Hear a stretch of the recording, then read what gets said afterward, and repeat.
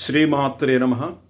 శ్రీ విశ్వావసునామ సంవత్సరం ఆషాఢ అమావాస్య గురువారం జూలై 24 అనేక యోగాలతో హిందూ కుటుంబాలకి వరాలను అందించబోతుంది. గురువారం అమావాస్య సంభవించిన గురు అమాయోగం కాబట్టి ఈ విశేషమైనటువంటి గురు యోగంలో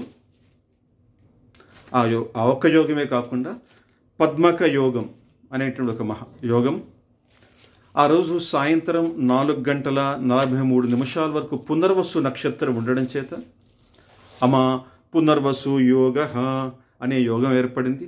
తదుపరి 4:43 తర్వాత పుష్యమి నక్షత్రం ప్రవేశించడం చేత గురు పుష్యమి యోగం ఏర్పడుతున్నది.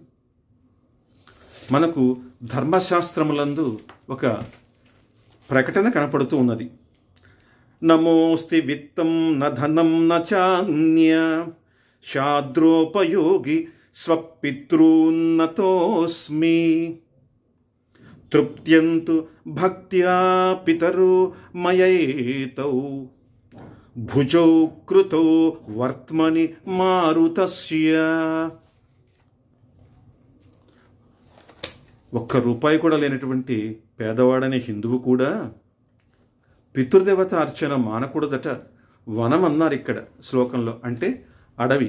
ఈ కాలంలో మనం ఎలా సమన్వయం చేసుకోవాలంటే మనం ఉన్న పట్టణము నగరము ఇలాంటి ప్రాంతాలకి మనం ఉన్న ఇంటికి కాస్త దూరంగా వెళ్ళి మైదానం లాంటి ప్రదేశాల్లో 4 చెట్లున్న చోట నిలబడి సంప్రదాయ వస్త్రాలు ధరించి స్నానం చేసి శుచిగా పితృదేవతల్ని చేతులు 2 పైకి వెత్తి వేడుకోమంది, విలపించమని. ఎలా అయ్యా, పురాకృత కర్మ చేత నాకు మీ అర్చన చేయటానికి సరైన ద్రవ్యం లేదు, పదార్థాలు దొరకట్లేదు, కాబట్టి ఈ అవస్థ నుంచి నన్ను ఉత్తీర్ణత పొందించండి, నాకు ఆరోగ్యాన్ని ఐశ్వర్యాన్ని పుత్ర పౌత్ర వృద్ధిని కలిగించమని పితృదేవతల్ని వేడుకొని విలపించమని ఈ శ్లోకం చెప్తూ ఉంది.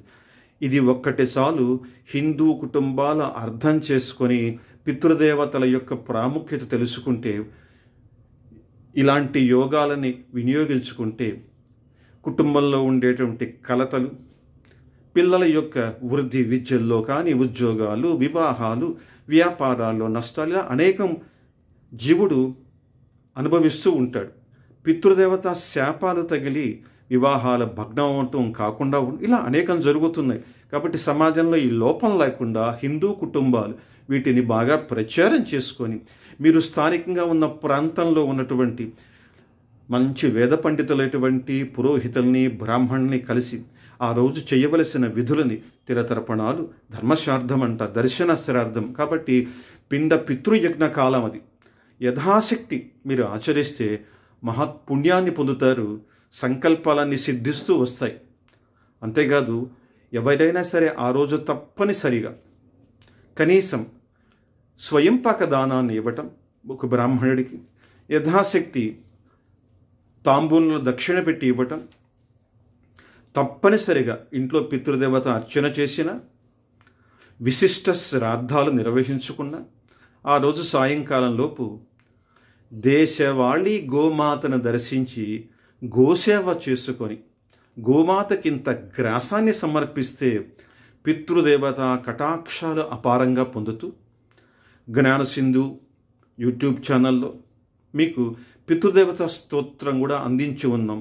మహా అయితే 3 లేక 4 నిమిషాల స్తోత్రాన్ని పలుమార్లు వినటం, వచ్చిన వారు వాటిని సేకరించి రాసుకొని పలుమార్లు పారాయణ చేయటం, ఇలా చేయటం చేత అనేక పుణ్యాలు, అంతేకాదు అనేక విశేషాలు చెప్తారు. యాజ్ఞవల్క మహర్షి గారు అంటారు, అమావాస్య రోజు చేసేటటువంటి పితృదేవత అర్చన సర్వ కామ్యసిద్ధి అని ఆయన మహర్షి మనకు తెలియచేస్తున్నారు. వారు ఇంకొక మాట కూడా ఉన్నారు, చాలా విశేషం. కేవలం మేము సమృద్ధిగా ఉన్నాం, మా కుటుంబాలు, మాకు విద్య ఉంది, పాండిత్యం ఉంది, ధనం ఉంది, ఏ లోపం లేదు, పిల్లలు బాగున్నారు అనుకునేవారు జ్ఞాన దృష్టితో, తాత్విక దృష్టిలో ఉన్న వాళ్ళకి కూడా యాజ్ఞవల్క మహర్షి ఏం చెప్పారంటే, ఆ రోజు అమావాస్య తిథి రోజు గనక ఇలాంటి విశేష తిథుల్లో పితృదేవత అర్చన చేసేవారికి జ్ఞానులలోనే శ్రేష్టత్వాన్ని పొందుతారు. ఇది చాలా తురీయమైనటువంటిది, ఎక్స్ట్రీమ్ ఏంటండి మన ధర్మాచరణలో చాలా విశేషం. ఈ శక్తివంతమైన భావాన్ని మీరు గ్రహించాలి. అంతేకాదు అమావాస్య రోజు ఏమి చేసినా అక్షయ ఫలప్రదం పితృదేవతలకు సంబంధించి.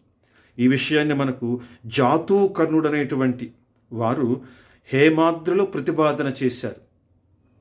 ధర్మశాస్త్రాలన్నీ పరిశీలించిన పిదప వారఫలం చెప్తే గురువారం అవటం చేత ఇష్టమైన విద్యలు ప్రాప్తిస్తాయి హిందూ కుటుంబాలు. కాబట్టి హిందువులారా వీటిని బాగా ప్రచారం చేసుకొని యథాశక్తి ఈ 4 యోగాల్లో అవకాశం ఉన్నవాడు తీర్థాలు క్షేత్రాలకు వెళ్ళండి. పద్మక యోగం ఉండటం వల్ల ఆ రోజు చేస్తున్నటువంటి తీర్థస్థానాలు, సంకల్పాలు, దానాలు, బ్రాహ్మణకిచ్చే స్వయంపాక దానాలు, అసలు ఈ యోగాలన్నీ ఒక విషయం చెప్తున్నాయి. శ్రాద్ధాదిభిః పితॄణాం యుగాయుత తృప్తిః. అద్భుతమైనటువంటి వచనం. యథాశక్తి హిందూ కుటుంబాలు ఈ విశేష యోగాలని వినియోగించుకొని తరింతురుగాక. శ్రీమాత్రే నమః.